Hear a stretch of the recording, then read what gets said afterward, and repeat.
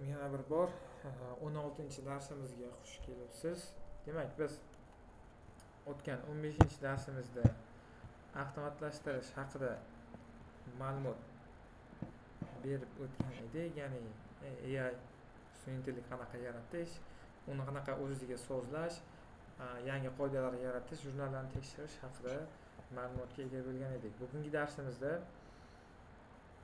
biz kichkinaroq bir bo'limimiz bor, jamoa bo'limi, ya'ni bu HR ga asqotadi. Jamoa bo'limi haqida ma'lumotga ega bo'lamiz. Demak, biz jamoani kuzatib turish bu asosan HR ga yoki rukovodитель отдел продаж uchun asqotadi yoki biznes egasi CEO ga ham. Ya'ni har bitta doskada paydo bo'lgan voronkadagi yangi lidlarga odam tayinlash uchun, mana bu yoqdan tayinlanganlar qismidan tayinlash uchun bizda jamoa bo'lishi kerak. Demak, bizda 4 ta operator bor ekan. Biz operatorlardan tanlasak bo'ladi. 2 kishi yoki 3 kishi bitta mana shu dilga javobgar qilib belgilasak bo'ladi. Va robda bu qanaqa bo'ladi? Rob sotuv uchun bir kishini javobgar qilib belgilaydi. Klientlar uchun bir kishi javobgar, uchrashuvlar uchun yana boshqa kishi javobgar bo'lishi mumkin. Shuning uchun biz bu yoqda jamoa bo'limini kiritganmiz. Ya'ni ko'rib turganingizdek, jamoada uning rasmi, ismi, taxallusi bo'lishi mumkin. Rol o'ynaydigan roli admin, sales manager, CEO bo'lishi mumkin. Qaysi bo'limda ishlaydi? Sotuvda yoki marketingda ishlashi mumkin. Holatlar faol, ya'ni oddixda emas, hozir ishda aynan. Va ismlarini o'zgartirish mumkin, o'chirib yuborish mumkin. Demak, bizda hozir hammasi deganda hamma xodimlarimiz faol xodimlar, dam olmayotgan, ayni vaqtda ishlayotgan xodimlar. O'chirilgan degani shunaqasi ham bo'lib turishi mumkin. Endi xodimlaringiz ishdan bo'shab ketgan paytda bu yoqqa qo'yib qo'yiladi. Rollarimiz bizda demak rollar sales director, warehouse manager, admin bo'lishi mumkin, marketer, viewer, no permission, bu yog'i уже ruxsat beradigan sales managerlar. Ya'ni bu o'zingizga moslab olishingiz mumkin. Yangi rol qo'shish mumkin, rollarni adapte qilish mumkin. Undan tashqari bo'limlar qanaqa bo'lim bo'lishi mumkin? Sotuv bo'limi, yana qo'shsak bo'ladi, marketing bo'limi deb. Ya'ni jamoani shakllantirish va ularga o'sha taslarni assign qilish, o'zbekchasida aytganda vazifalarni yuklash uchun bizga jamoa bo'limi kerak bo'ladi. Demak, undan keyingisi yana bir kichkina bo'lim, tarif va foydalanish bo'limi. Bu nima degani? Bu xuddi siz akkauntingiz misol uchun Beeline yoki Ucell'ga o'xshagan. Ya'ni siz oy boshida pul to'lab o'zingizga limit sotib olasiz, megabayt va daqiqalarni. Agar ular yetmay qolsa, paketlar sotib olishingiz mumkin. Tarif va foydalanish bu aynan tariflarni almashtirish va qo'shimcha paket sotib olishga mo'ljallangan.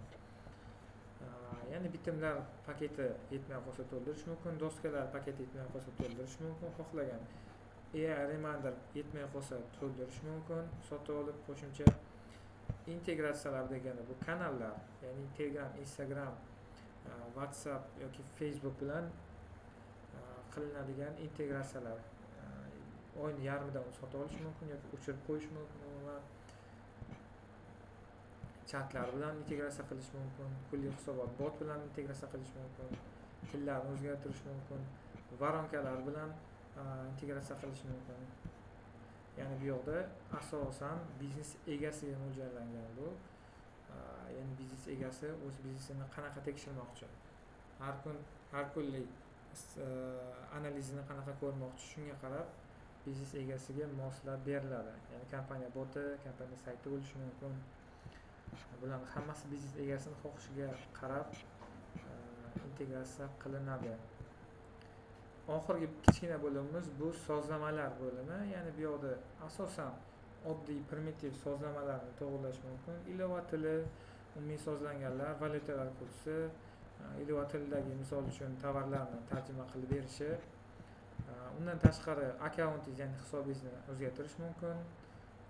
Ism, familiyasi, telefon raqami, xavfsizlik bu yoqda parol kiritish mumkin.